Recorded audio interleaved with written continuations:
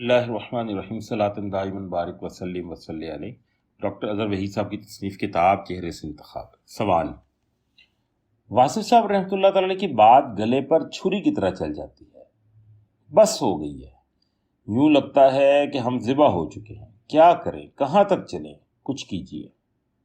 جواب: شاید سوز طلب اور ذوق سفر ہی حاصل سفر ہے، بس سوز طلب کی سلامتی کی دعا مانگتے رہیں۔ سفر کتنا طویل ہے اس کی پرواہ نہ کریں، چلتے چلیں اور چلتے چلیں۔ کہ حضرت واصف علی واصف رحمۃ اللہ تعالی علیہ نے کیا خوب فرمایا ہے کہ چلتے چلو منزلیں خود سلام کریں گی۔ اسی طرح آپ نے فرمایا کہ ہم منزل بے نام کے راہی ہیں ازل سے، اور یہ بھی فرمایا ہے کہ چلے ہو ساتھ تو ہمت نہ ہارنا واصف، چلے ہو ساتھ تو ہمت نہ ہارنا واصف، کہ منزلوں کا تصور میرے سفر میں نے۔ والسلام۔